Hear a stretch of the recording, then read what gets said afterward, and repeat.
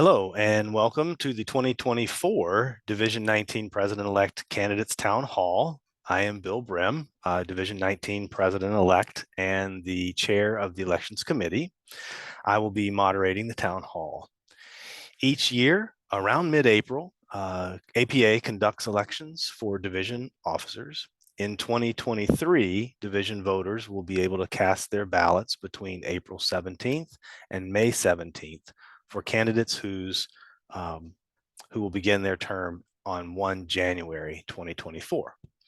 We are recording this virtual town hall with our three president-elect candidates, Dr. Nate Ainspan, Captain Arlene Seitzek, and Dr. Joe Troiani, who will each introduce themselves in a moment and have a chance to let the division voters hear their views on questions that have been given to them before. Candidates were provided questions ahead of time and will respond to questions within a 3-minute time limit. They will take turns giving the first response. Prior to this recording, candidate order was randomized by an online program that was witnessed by the candidates. Dr. Nate Ainspan will introduce himself first, followed by Dr. Joe Troiani, and then Dr. Arlene Seitzek. And then finally, Dr. Troiani will be the first to answer question number 1, and then we'll rotate from there. Dr. Ainspan, will you please introduce yourself? Certainly. Hello, everybody. I'm Nathan Ainspan. I'm the Senior Research Psychologist with the Military Civilian Transition Office, which is the office in DoD that does the Transition Assistance Program, the TAP, and the Yellow Ribbon Reintegration Program, YRRP, for reservists. I've been a member of the division for, I think it's about 20 years, and served as Secretary, Member at Large, and also the Program Chair for the Toronto meeting. I'm happy to be here. Thank you. Thank you and welcome. Dr. Troiani, will you introduce yourself, please, sir? Yes, greetings. I'm Dr. Joe Troiani. I'm currently the founding director of the Military Psychology Program at Adler University. Within our APA program, we have a specialization track in military psychology.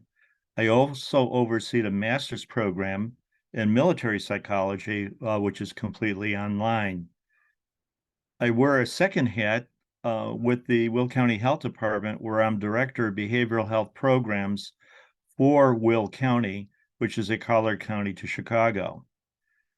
And I'm prior military. I served for 32 and a half years in the United States Navy Reserve Program. I was specifically working with the Naval Reserve Intelligence Program, 5 years enlisted, and the other 27 years as an officer, retiring at the rank of commander. During my time in the Navy, my last 12 years, in fact, I was assigned to the Defense Intelligence Agency in Washington, where I drilled. And in addition to that, I was appointed to the National Intelligence University as a faculty member, where I instructed for a number of years, and also with the Naval War College. With Division 19, I just was appointed chair of the advocacy committee, which I'm very much looking forward to working with. And I've been the director, co-chair, and now the director for the Regional Research Symposium, which started in 1919. It started in 2019, and of course in 2020, 2022, and now we're planning on 2023. Thank you. And last but not least, Dr. Seitzek. Thanks, Bill. I'm Arlene Seitzek, an active duty Navy captain with 23 years of service. And joining the military may have been the last thing on my mind when I was in graduate school and specialized in child family clinical psychology, but maybe not. I specifically chose the grad program I did because they also had a track in community psychology, and I always knew I wanted to impact systems as well as individuals. My dissertation focused on empowering early adolescent girls, and I moved to New Mexico for internship because of their focus on cultural competence. My first job in New Mexico was with violent teenage boys, so possibly preparing me well for later military career. My dad served in the Army for a few years in the 60s and always had good stories at dinner about the camaraderie he experienced as a young man in the Army. So when there I was, my life at a crossroads in the year 2000, I decided to join the Navy as an already licensed direct accession. I've worked in clinical settings in the US and overseas, and in operational roles with the Marines, aviation personnel, and other special operators. Over the past 23 years, I've worked closely with multiple government agencies within many military cultures and with psychologists from a variety of specialties. Currently stationed at Navy Medicine Headquarters, where I've served as the Director of Mental Health for all Navy medicine, leading policy development and program evaluation for the full continuum of mental health services for the Navy and Marine Corps, from accession to separation. In 2021, I was asked to fleet up, as we say in the Navy, and lead all of medical operations in charge of not only mental health, but several other medical policy areas during the most challenging of times, including overseeing COVID-19 contingency response for the military and support for civilian organizations. In terms of my involvement with Division 19, I joined in the early 2000s, shortly after joining the Navy, was asked to chair the Clinical Practice Committee, later was elected member at large, and worked closely with the Executive Committee. I was asked to chair the inaugural Advocacy Summit and have served as a mentor for the Society Leadership Program. Thank you. Perfect. Thank you, Dr. Sacek, and thank you all for your service to military members and veterans and to the division. And of course, thank you all for volunteering to run for president-elect. So let's get started with the questions. And first up is Dr. Troiani. And the question is, why would you want to be president, and what attributes do you bring to the position that would make you successful? Okay. Started thinking about the presidency a number of years ago as I got more involved with Division 19. In the later part of my professional life, my interest is the military, has been the military.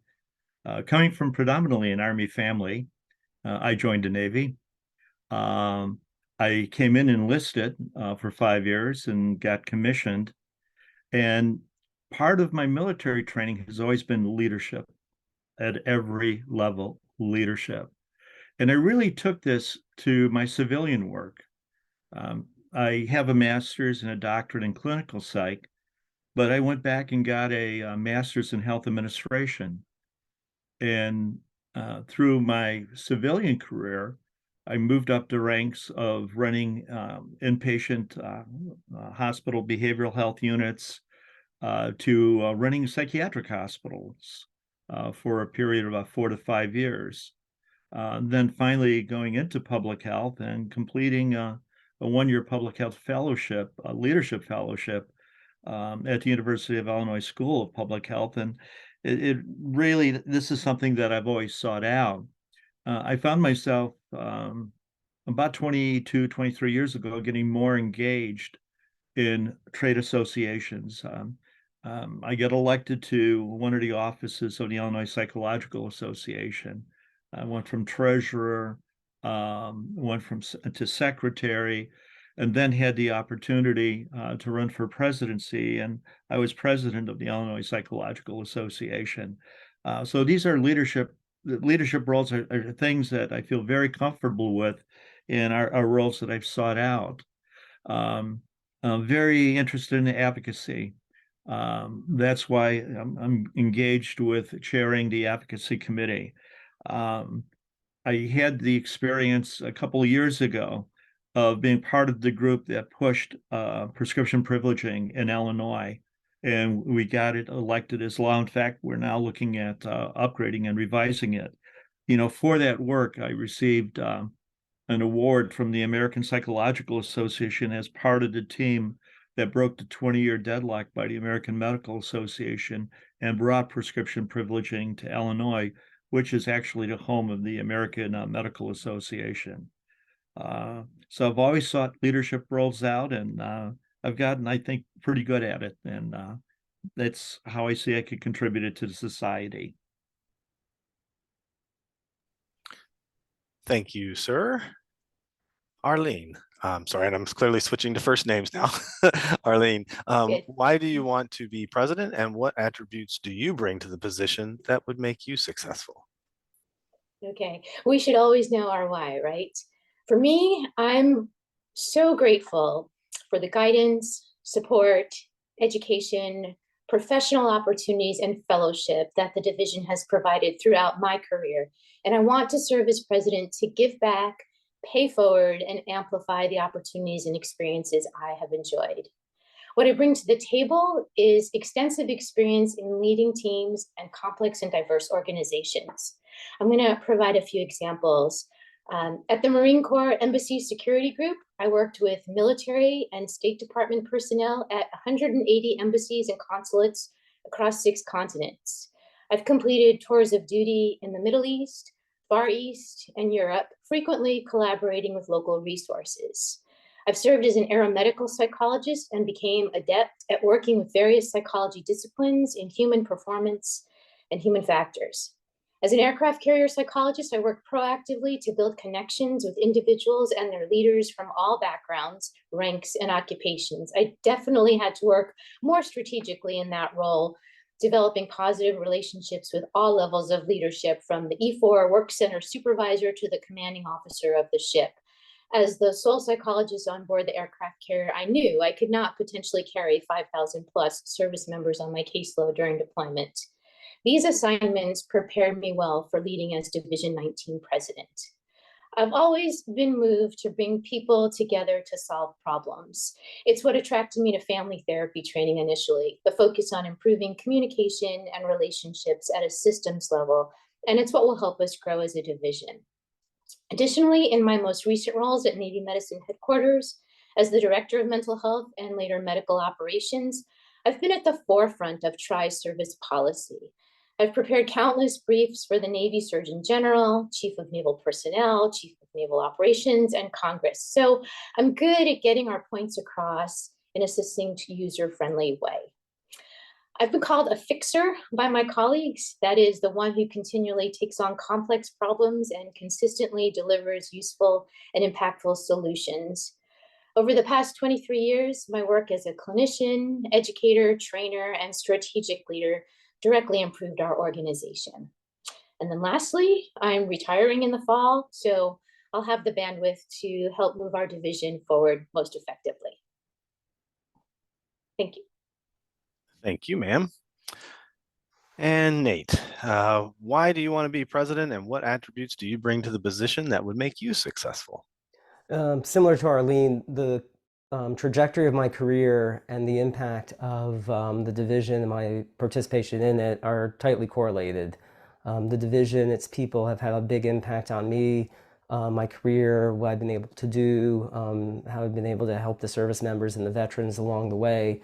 Particularly as I moved into a later career person, I've gone into more of a role of mentoring and helping others along. I was the Fellows Committee Chair and have worked as a mentor and helping people obtain fellowship, helping the new generation gain experience at the convention, helping them along and being a mentor to them. What's very appealing about being president is to take that role and make it to extend it further out, to be able to help more people, to mentor, assist, and help others achieve what they want to do, and in turn have the force multiplying effect to help the members of the military. And the elements I would bring to the position would be having a deep history with the division, knowing what has happened with it, serving on the executive committee, member at large, different committees, attending many meetings over the years, having the backstory, knowing what's going on, and being able to bring that together. I also have experience with other organizations, associations, boards of directors with my synagogue, theater companies as well, and have experience managing and working with organizations, including as an industrial psychologist, understanding leadership, interactions, conflict resolutions. I also have from these experiences an understanding of 501c3 law, more than a psychologist should probably know how to have, My wife is a meeting planner and association executive, so our dinner timetable conversations revolve around meeting planning, associations, the trends impacting them, and how they can be more effective and better serve their members. I would hope I could tie together the first part of what I said with the second part and be able to use these skills, experiences, et cetera, and deploy them to really help mentor and impact and improve our members' experiences and the division. Perfect. Thank you all.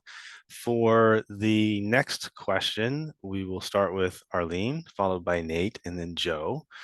So Arlene, what are the priority challenges for Division 19, and what are the top 3 achievements you would like to accomplish during your tenure as president? My priority is always to support our people. So when I was considering candidacy, I reached out to multiple Division 19 leaders and members to hear it from the deck plate. The issues they mentioned are close to my heart, and I feel I can be a good steward for the division. So the 2 priority challenges I heard about were, first, that there still is some schism within our communities of clinical research and consulting psychology. And I'm sure some of this may have been compounded by the pandemic. The second challenge I heard about repeatedly was in relation to burnout amongst members and not only clinicians. So if elected, my top 3 priority achievements would be increasing engagement and cohesion, improving collaboration with other divisions, and advocating for our professional identity to address burnout. So let me elaborate a bit. Our strength as a division is that we've always come together in crisis. For example, our resources support for Ukraine, our comprehensive replies to the Hoffman Report. And this makes me proud to be part of Division 19. But I want to promote and sustain active involvement as we return to a more face-to-face post-COVID world. Consistent with APA leadership, I want to create an inclusive community for all. But I also say this with great attention to work-life balance. I know we all have complex lives.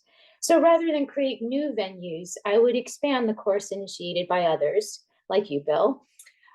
For example, with respect to formalizing mentoring, I would seek to expand the program to include other mutually supportive networking avenues. I'd work to make our knowledge management system most effective, perhaps by streamlining the ways we come together. We have a lot of activities, and I want to help balance our valuable time. Second, I want to establish opportunities for collaboration and mentorship across disciplines, which I see as key for development as psychologists and can result in our greater impact across APA. We have a lot to offer even outside APA, and I'll look for ways for us to break bread and share knowledge and experiences with other groups. This may result in new opportunities for our members, especially those transitioning. For example, new opportunities with SkillBridge. And then third, regarding burnout, or as I've heard it described on a podcast as betrayal for mental health providers not being able to deliver the evidence-based practice they were trained in. As scientist practitioners, our rigorous training and experiences are our strength. And I would seek to advocate for our leadership role as psychologists to decrease the level of burnout expressed by many members. Thank you. You. And Nate, what are the priority challenges for Division 19, and what are the top 3 achievements you would like to accomplish during your tenure as president? Sure. I think a big challenge impacting the division, which is impacting every membership association, is what the post-pandemic world will look like. After being locked away and doing Zoom meetings, many people are questioning, why do I need to be a member of an organization? What do I get from it? And then why do I need to go to a big meeting and spend the money to travel when I can just do something via Zoom? And many associations are taking hits in membership, and meetings are shrinking drastically. So I think that will be a big issue. APA as a whole and our division, which has generally seen good membership growth, will need to address and encounter as people talk about moving forward in the post-pandemic world. The other issue I see is diversity. To increase the diversity we have, not just LBGT, race, and gender, but also the complexity of military psychology. It goes beyond clinicians in uniforms. As an IO psych myself who hasn't served, I can see and appreciate the diversity in how welcoming and accepting, and how it utilizes all different types of psychology. We've been very good and very accepting.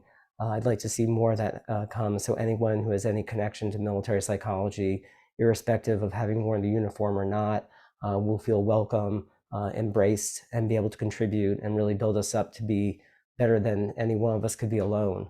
The three priorities I have would be mentioning increasing our diversity, ensuring that we're diverse, creating and improving, building on the administrative capacity and support that we have so that we can continue building the ideas that we have. In the time that I've been involved with the XCOM, a lot of great ideas have been proposed. We have the student leadership program, we have the RRS, and we have the new push for CE credits to be offered and other training to be offered. And frequently these would come about because we'd have a strong leader who would put the idea in place and run with it. And I've seen they can die out after a while if that leader, that one who proposed the idea, leaves the board, runs out of their term. So I'd like to have structures and do more in place so that we can move forward with administrative ideas, with knowledge sharing.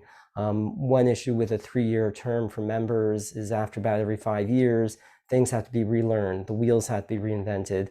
And with all the programs we're doing that have a serious tone with CE credits, we have a foundation now that has to report annually to the IRS, that has to be very closely monitored. We need to do more than just have volunteers roll in, roll out every few years in order to succeed. And the third thing that I would promote would be that we adapt to this new post-COVID environment, not just adapt, but excel, and really demonstrate to our members what we can offer them, what advantages they get from going to the meeting, and what their membership will bring to them. So it becomes a no-brainer to get involved and to join. Thank you very much. And Joe, what are the priority challenges for Division 19, and what are the top 3 achievements you would like to accomplish during your tenure as president? Okay. Thinking this over, I want to, first of all, look at current initiatives which have been established. Probably one very important one is the work of the advisory committee. We are now in a position to have our voices heard on Capitol Hill with our legislators. We need to be at a point where we are to go to when issues are brought up, when legislation is being looked at, and anything dealing with mental health, behavioral health, medicine within the military. We need to be at a point where the legislators, their aides, are asking the question, well, what does Division 19 think of it? Or what's Division 19's input? I mention that because working in Illinois over the last 20 years with the Mental Health Summit, we've gotten to the point where that's the response of our legislators. A couple of other initiatives, capturing our history, understanding our history. And we have a history committee established, and it's something I intend to join as a committee member, but also support. Another critical piece and an initiative, of course, would be the foundation. The fundraising with the foundation provides funding for Division 19 to do a lot of different things. It gives us that freedom, ranging from support to students, to seminars, workshops, or initiatives. I think the Division 19 has a good running start in terms of the funding that's in there.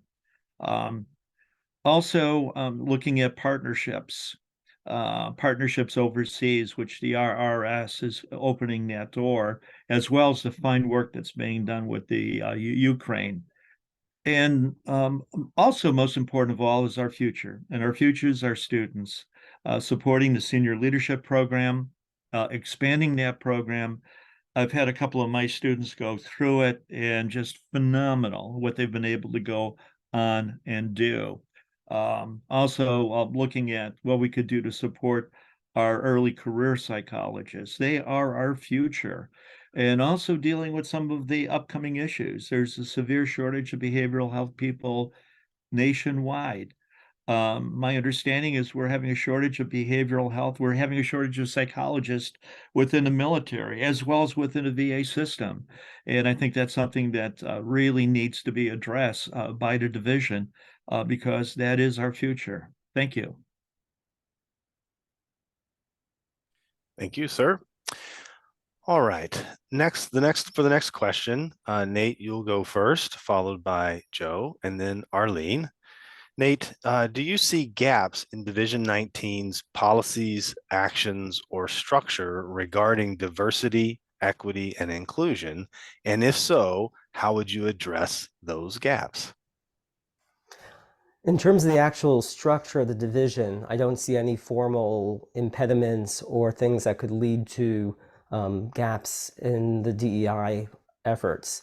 I mentioned, I found it as a civilian who came in very welcoming, very accepting. I think there might be some biases out there against people who haven't been in the military. And I think that can be addressed by conversing. More importantly, as we're seeing now with our country's reckoning after George Floyd's murder, we're seeing and really acknowledging that there are systemic gaps, difficulties, racism, sexism, ageism has been baked into our country. And that's affected virtually every element of our country, including, unfortunately, the military as well has had some of that in it. And it is hard to escape in terms of addressing that, as we did with looking at the awards and who we're naming the awards after, as the military has done with the base renamings. It's something that just has to be addressed. Step one is when you have a problem, you first have to acknowledge you have a problem. We've done that, we're in the process of it. And there's no rocket science to this. There's no short-circuiting it. It's a matter of acknowledging the problem, looking at it, having hard conversations, having discussions, keeping an open ear, listening to the people who have been impacted by this with empathy, and then working together based on what you hear and what you gain to really get at the root cause, to address it and fix it as however it's possible.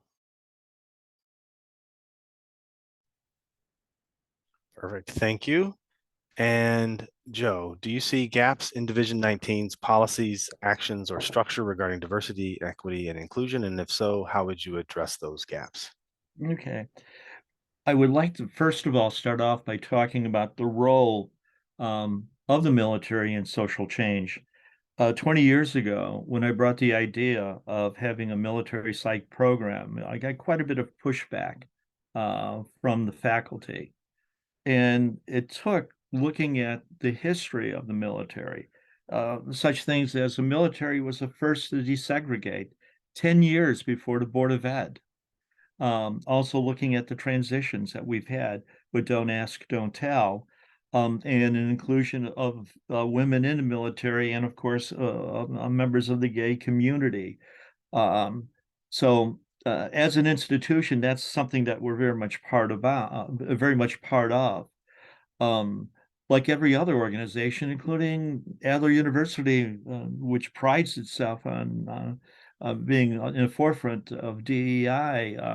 They're still struggling. How do you operationalize it?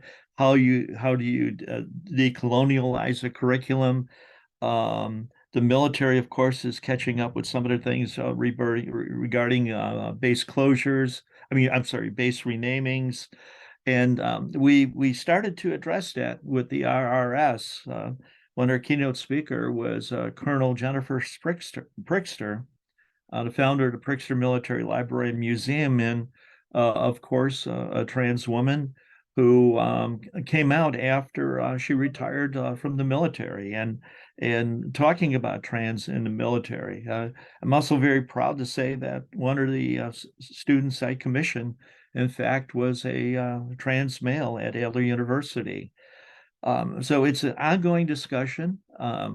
There's no formulary for operationalize DEI, but it's something that needs to be an active part of the discussion in everything that we do, judging from our advocacy work, judging from looking at our history, including looking at the ugly side of our history when it comes to the GBLTQ population. Thank you. Thank you, sir. And Arlene, do you see gaps in Division 19's policies, actions, or structure regarding diversity, exclusion, equity, and inclusion? And if so, how would you address those gaps? We have many strengths. Our membership is so diverse, and we have a history of leaders at the forefront of DEI issues. For example, one of our recent past presidents, not sure if you know this, was behind much of the policy and training for the repeal of Don't Ask, Don't Tell. I recall being on the aircraft carrier when that was disseminated, and I had to train about a third of the ship on the new policies. And I fielded some very interesting questions from the crew, but was able to address concerns given the outstanding training materials provided. I also recently reviewed the updated strategic plan for 2019 to 2024, a very well done document with many parts that really spoke to me, including the new strategic objective that is increase membership and promote inclusivity and diversity. I also appreciated the outlining of our values, particularly inclusive engagement on the list right after number 1, ethics, number 2, science. They're all equally important. However, with all that said, military psychology has always been a work in progress. We can always do better. We heard a great presentation last week at the Division 19 Summit with the data regarding the still very much alive problem of racial and ethnic harassment and discrimination in the military, indicating our population has a way to go, and therefore so do we. So in addition to seeing this as a possible new advocacy priority, there may be ways already within our structure to address DEI issues. For example, the area of talent management and leadership development. Many of our leadership positions are actually a 3-year rotation. You have the current fill-in-the-blank officer, past officer, and officer-elect. So if you're always looking for your replacement, can we as leaders be better trained in making sure that our leadership reflects our membership? I'm very pleased to note that we recently added a student member at large to the executive committee. We also have an established ethics committee, and I would seek to incorporate this topic in future CEs, again, not just for clinicians, but for all members. And finally, as we are expanding partnerships with other divisions, even though we as military psychology are very skilled in the DEI arena, given our long history as a diverse military and diverse division, there may be room to bring in experts from other divisions to take a look and providing training and support for us. Thanks. Thank you. Our next question, we'll start off with Joe, followed by Arlene, and then Nate. The question is, Joe, how can Division 19 best advocate for and support the wide range of professional practice among its members? Are there specific research, clinical, consulting, or other advocacy priorities that you intend to address?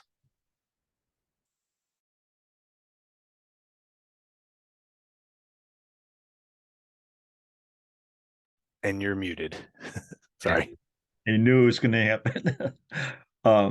The first thing that comes to mind is the development of the regional research symposiums, looking at bringing in people both from the uniform side as well as the civilian side, which we've been working at doing. Also looking at bringing in the whole variety of specialties, special operations or operational psychology, where I worked on the other side while I was in the military, bringing in behavioral medicine, bringing in IO and the leadership development. I think this is something that the membership within their specialty needs to know and to understand. And in that sort of forum, I've been able to bring in the full range or the whole range of aspects of clinical practice. And of course, I'm a very big advocate for a prescribing psychologist. And of course, the military has led the way on that, and looking at that eventually expanding to the Veterans Administration. So the RSS, the society, the organization can be, in fact, a platform. I'm of particularly interest and bringing in political psychology, which is an established profession, and psychohistory, which is also an established profession. They have our membership exposed to the application of psychology in those areas. I think could be very beneficial. Thank you. Thank you. All right, Arlene, how can Division 19 best advocate for and support the wide range of professional practice among its members? And are there specific research, clinical, consulting, or other advocacy priorities that you intend to address? So in reviewing our strategic plan, I see that the mission includes these two items: advance the science and practice of psychology within military, defense, and national security organizations, and support efforts to disseminate and apply scientific knowledge and state-of-the-art advances. I really appreciate this coupling. Having served at the head of Navy Marine Corps mental health policy, I saw many pop psych efforts getting high-level attention, which made me feel that my job was just as much about preventing bad policy and practice as it was putting forth good policy. So in Division 19, we need to support both the science and the dissemination. Our membership set the deck plate with their own continuous evaluation processes in place to assure the work they're doing is relevant to the end user and that it's applicable to the population we serve. In reviewing our advocacy priorities from the new Division 19 Advocacy Committee, and considering what I see daily at military medicine headquarters, I concur that the identified priorities are very relevant, particularly in light of the hot off the press Independent Review Committee report related to suicide prevention. The issues the committee identified, like benefits, veteran services, well-being, special populations, operational psych, all reflect attention to issues of the day at a much broader picture than just clinical provision of services. So I support the advocacy committee in their targeted efforts to broadcast our membership needs. But if there's one advocacy issue I'd wholeheartedly support, it's the first one listed by the advocacy committee, and that is advocate for military psychologists with appropriate incentives and pay. And I would add appropriate job specifications, that is the leadership roles. Given our rigorous training as scientist practitioners, this is most appropriate. And additionally, I have some other thoughts related to the trio of research, clinical, and consulting work. And this may have the bonus benefit of increasing cohesion as a division. I'd like to see one of our events, perhaps Advocacy Summit or a session at APA, pair up, or maybe I should say triple up, our 3+ disciplines who have an interest in the same topic area so that they may present the most comprehensive picture for us and for others. This will help with the stovepiping and may augment our impact. Thanks. Thank you. And Nate, how can Division 19 best advocate for and support the wide range of professional practice among our members? And are there specific research, clinical, consulting, or advocacy priorities that you intend to address? Sure. In terms of specific priorities, it's hard to predict what will be the issues that will arise and that we need to deal with. Certainly funding, making sure the NDAA covers psychology and other funding sources are available, dealing with the number of members that we have, dealing with burnout issues. Money and burnout is always the big one, and sheer numbers.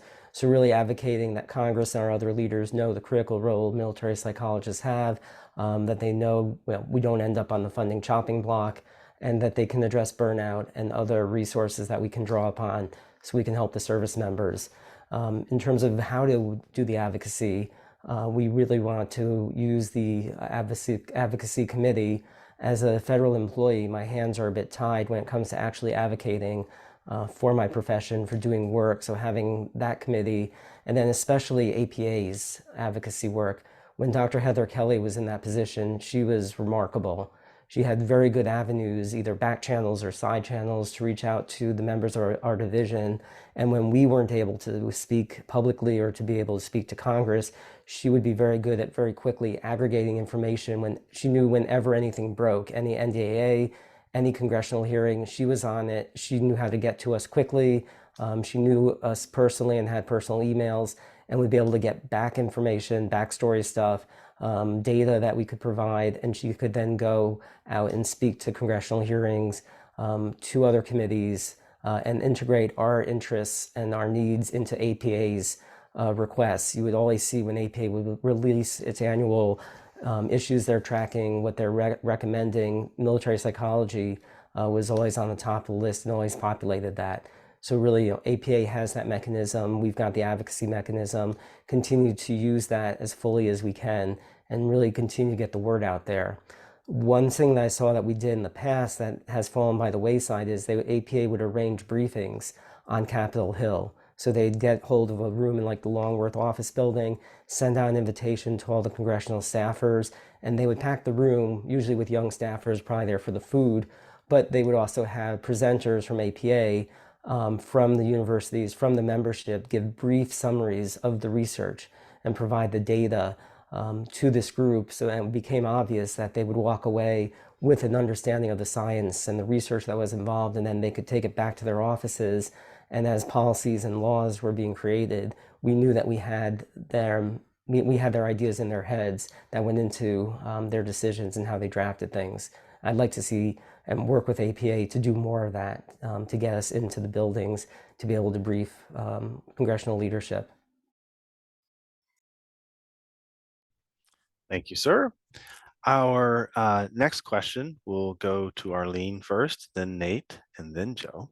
And the question is, Division 19 member engagement tends to cluster at the student, early career, and late career. What would you do to maintain member engagement across the career span of military psychologists?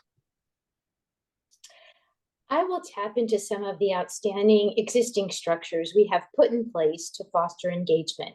And here's some examples. So first, who doesn't like to work with excited students and eager early career psychologists? But we have to spread this out amongst our membership. I know many later career psychologists are feeling tapped on the shoulder a lot. I'm excited about Jason's capstone project on mentor matching. And this is sure to be a great way to increase mentors across the lifespan, though I would help target mid-career psychologists. I'll also see how we may be able to use this tool to market for increased volunteers for the Society Leadership Program, both mentors and perhaps some guest instructors. Second, we can use our newsletter to spotlight and engage our members, again, perhaps targeting mid-career. I'd like to see us highlighting those individuals and their organizations, sharing knowledge, tips, lessons learned, so that the early career psychologist population may not have to continue to reinvent wheels. It's a great forum for networking. Third, we may need to help our membership better understand our structure. That is the officership with the past president and elect officer. Some may be wary of volunteering for leadership roles because they believe they may need to take it all on, and that can seem overwhelming. But many positions have a built-in learning curve, and they may be unaware. Number 4, everyone loves a good ethics discussion, right? I would lean on our ethics committee to engage all disciplines of psychologists at all career points for a good discussion. It doesn't need to be an all-day summit, perhaps a lunch and learn. It's much easier when folks are busy. 5, I've mentioned this before, but I'm very impressed with the capstone projects, including one I recently learned about that seeks to formalize research relationships for our students and other early career psychologists. And I would support their efforts to bring together research and practice and increase engagement. 6, I appreciate the formalizing of mentorships, but I would also like to find ways to move from formal mentoring to creating avenues for a supportive, safe space, discussion session, more of a horizontal collaboration. Again, shorter duration, maybe an hour rather than an all-day forum. And number 7, but related to all the above, I will look to do more of this in person. It's healthy for us. Whether it's coffee or brunch, I want to find ways to engage our members that may not require extensive pre-planning, but that's nourishing. As a senior leader, it'll be up to me and the executive committee members to lead from within and engage at all levels. Thanks. Thank you. And Nate, Division 19 member engagement tends to cluster at the student, early career, and late career. What would you do to maintain member engagement across the career span of military psychologists? The big thing I've seen is fellowship. I was the chair of the fellowship committee, and then was part of it was as it was rebooted and reinvigorated. So it went from just maybe a few people each year to the past 2 years, we've had 7 people go forward and go for the fellowship process. And it's a great reward and something we can offer people in the mid-career range. And it's very meaningful. The good news that I've seen with military psychology is it's very hard not to meet the criteria if you've been in the field for 5 to 8 years to become a fellow under APA, because they usually insist on doing something of at least a national, if not international stature, and something that affects a large group of people. And virtually everybody in the military has that kind of effect. We don't do anything small. If you're the psychologist on a cruiser, you've got 2,000 people that you're contending with. So I highly encourage people when they hit mid-career to go for fellowship and to really encourage and work them through the process. We changed it so that now instead of writing the materials and submitting it and then getting reviewed, we actually partner fellowship committee members up with a fellow applicant to work from the beginning on getting them the strongest statement that they can when they apply. And that, I think, is a great reward we could give to people. I would also work on and encourage that we provide programming, CE credits, and other kind of training. We could look into a mid-career retirement course that we can offer, find a financial planner who can advise people. I took one a few years back, very helpful as a federal employee to set yourself up for maximizing your retirement benefits. And then I've noticed it myself as I progressed through the division. I went from early career, getting things on my CV, to going through mid-career, where I could segue from building myself up to being able to work with other people to, shall we say, middle career, where I can look back and serve more of an advisory role and help mentor others, build other people up. I'd like to really emphasize that to others, that that's available to them as they can go through their career this way, and encourage formal mentoring programs, but also informal mentoring programs. So much of the benefit that I've been able to give to people has been meeting them at the cocktail hours, talking to them at their sessions, being available. I believe I've been a big help to people, and mostly it's just being available by phone, email, or in person to answer questions, provide guidance. I had an incredible mentor help me through every step of my career. And even if you just can do 1 or 2 calls or give some advice, really encourage our middle, later career people to provide that kind of help, because it's an amazing impact and it makes you feel really good too, as I know from my personal experience. So I want to encourage that in others. Great, thank you very much. And Joe, Division 19 member engagement tends to cluster at the student, early career, and late career. What would you do to maintain member engagement across the career span of military psychologists? There are a number of things that I've learned from my presidency with the Illinois Psychological Association, and seeing the issue of having a lot of student members and us losing them, and having very few mid-career and a large cadre of senior career.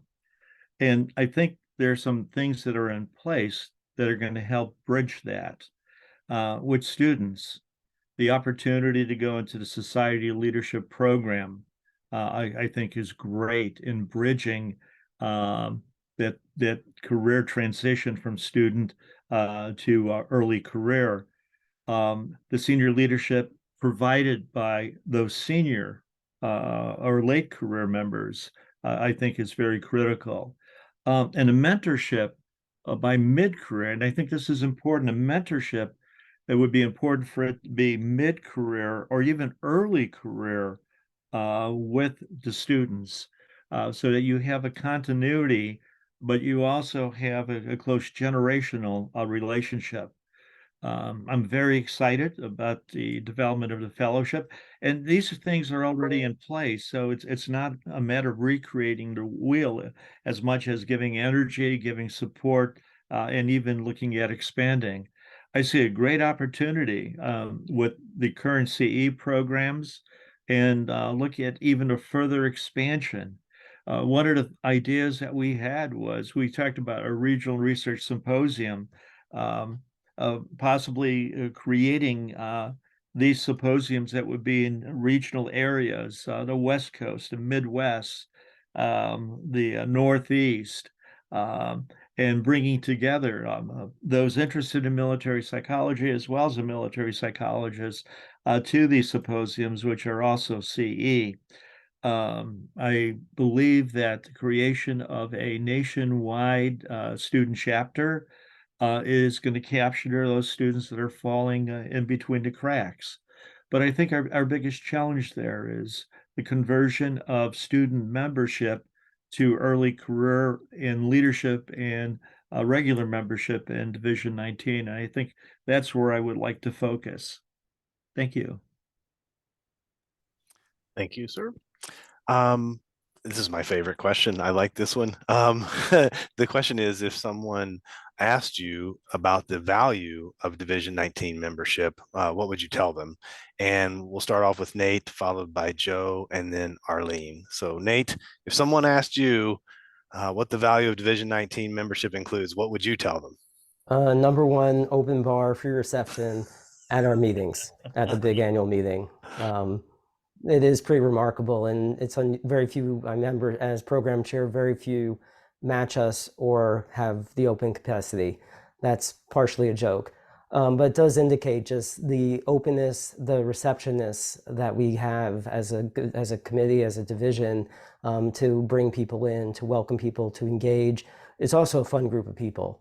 And it's a pleasure. I look forward to the meetings. I missed it when we were in the pandemic times. It's a great group of dedicated people to our nation, to our service members, and just fun, doing very interesting research. At the convention, it's always great to go to the poster session and see what the latest research is that's happening. The journal gives me so much information I can use in my day-to-day work. And I enjoy seeing that as well. The convention certainly offers a lot. The Zoom meetings that we have, the chance to get CE credits, the chance to be mentored when you're in early career, the chance to be a mentor later in your career. I've seen that happen within 1 year where someone switched from being a mentor and then the next year they could mentor.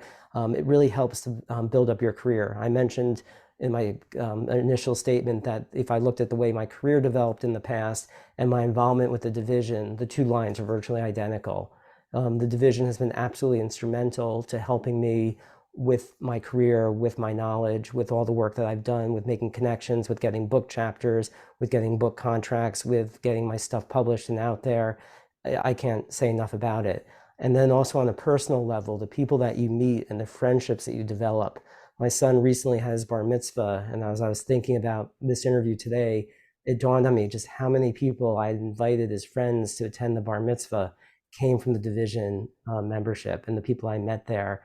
And it's something I've had a hard time explaining to people, that how you can become such good friends with people you may only see once a year or just talk to via email. But the commitment to people is very touching. And my personal life, as well as everything I said professionally, has been positively and greatly impacted.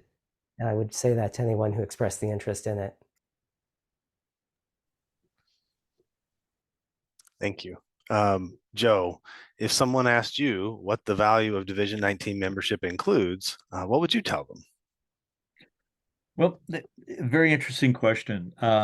When I think of this question, I think of an exercise I do with people that I'm training. And this could be colleague psychologists, other behavioral health people. I'll ask the group, anyone here who has served or is serving in the military, stand up. Please remain standing. The next question, is there anyone here who has a partner or a spouse who is serving or serving? Please stand up. Does anyone have a child, an adult child who's serving or serving? And then we go to parents and we go to grandparents. And by the end of the exercise, about 95% of the room is standing. And that's when I say, we all have a connection to the military. Look around. And another part of another exercise I do is, how many of you clinicians have worked with somebody who's currently serving or has served? And you don't find a clinician who has never worked with a veteran or worked with a military family. And I say, this really highlights the importance that we all have an interest in those who serve our country and those who have served. And Division 19 is an organization that is dedicated to those who've served and those who have served. And the neat thing about the organization is you're rubbing shoulders with colleagues who are also in the military or have served in the military. And it's a very enriching experience. It's also, when we did the first RSS, I advertised it heavily with the Illinois Psychological Association, and I had a number of psychologists that signed up for the CEUs. That was their initial interest. And when they got a feel or a sense of what we're really about, they got very excited and said, boy, this is very different than other events I would train that I attended. And I really learned a lot that's going to help me in my regular practice. And that's in addition, the comradeship. When I retired from the Navy after 32 and a half years, I was lost. And I'm finding that in D19, in Division 19, I've recaptured what I had when I was serving in the United States Navy. Now I still, I'm a member of the American Legion, and my particular unit, the Reserve Intelligence Program, we get together once every 4 months for beer and pizza. But D19 has fulfilled that part of me. Thank you. Thank you. Arlene, if someone asked you what the value of Division 19 membership includes, what would you tell them? I can see why you love this question. So for me, I would say a home. I remember one of our past presidents, Ann Landis, stating in her presidential address that Division 19 provided a home, and that really stuck with me. As I mentioned, the division has provided tremendous support throughout my career, both personally and professionally. I've heard many students and early career psychologists talk about how welcoming the division is, and I'd agree 100%. I recall when I joined 20 plus years ago and was quickly taken into the fold despite being new to military psychology. It was easy to begin to get to know individuals and find where I could be of service. So the value is access to members and leaders with very friendly personalities. It's priceless. And what I'd like to add to that is the trait I admire most among leaders, and that is humility. Our division has some real powerhouses, and yet I've witnessed how they have been so available and so open to helping each other out despite busy lives. So we have in our community a home, a safe place without too much ego, and incredible opportunities to grow. On my own, I don't know that I'd be writing articles and book chapters, but with the support of the division, the chance to do that just multiplied with incredible collaborators that the leaders introduced me to. I've been able to work with military and civilian members in areas of interest, women in the military, aeromedical psychology, etc., participate in a variety of panels, and then make new friends and colleagues, which of course has the benefits of helping in my day job with a variety of other agencies. And the more you lean in, the more you benefit from this wise, thoughtful, proactive, and fun group. I should also mention the value of countless opportunities to learn. We have great programming at APA, a fantastic journal, highly informative newsletter, wonderful sessions within our own hospitality suite, lots of great summits and symposia throughout the year, and then not to mention the magic that happens between the scheduled program with division colleagues. So these enlightening conversations over lunch, breaks, and as Nate mentioned, the best social hour at APA. So in sum, I'd like to quote my old roommate from my ship who once told me about the differences between oak trees and some other plants and trees. Oak trees are true connectors. Throughout the centuries, oak trees literally make life possible for hundreds of species. And I think Division 19 membership includes being part of a wondrous oak tree, again, both personally and professionally. Thanks. Thank you. See, I told you it's a good question, right? And great answers. I appreciate it. So, for this last opportunity to share any final comments you have, that's the end of the formal questions. We'll go in order of Joe first, then Arlene, and then Nate. And you have up to 3 minutes for any final comments that you would like to give. Joe, we'll start with you, sir. Good, thank you. In reflecting on our discussion this evening, I've summarized 4 areas that I would be very interested in pursuing and developing if, elected to the role of president. One is the term sustainability. Sustainability of the organization, the first step in that is the development of the foundation. And the second step of that is having the pipeline of future leaders through the various programs that we do. I would also like to see the growth of Division 19. And this could happen on a number of fronts, overseas affiliation, growth with organizations that come very close to what we're about. As I mentioned earlier, the Society for Political Psychology, Psychohistory, and ATAP, Association of Threat Assessment Professionals. Of course, leadership development is key, ranging from mentoring, recognizing leadership with the fellowship. Those are all important. That's the lifeblood of Division 19. And finally, political advocacy, letting our voice be heard, us being the go-to when issues come up. I'd like to see a day where that congressional representative, that senator, their aides, if they're looking at an issue, they'll say, hey, let's give Division 19 a call of APA and see what their thoughts are on it. And I love the idea eventually of us doing briefings. I reflect on how we got prescription privileging passed. I was part of a group of people that literally went from door to door of legislators to brief them on RXP and convince them that patients are not going to die if psychologists are prescribers. And we've got tremendous support. So getting the word out, I think, is very critical. And advocacy is one way of establishing that. But overall, I think, whoever's elected president, I would believe that we're all pretty much on the same page in terms of moving ahead with the division and moving the division to the post-COVID world, and also stressing the importance. We don't have to be shy or hide about what we are and what we do, especially in this day and age of significant awareness of mental health and mental health issues. So I appreciate this opportunity. Thank you, and I look forward to working with everyone. Thank you, sir. Arlene. Yes, I just wanted to take a moment just to say thank you, Bill, and thanks everyone else who had some role in organizing this.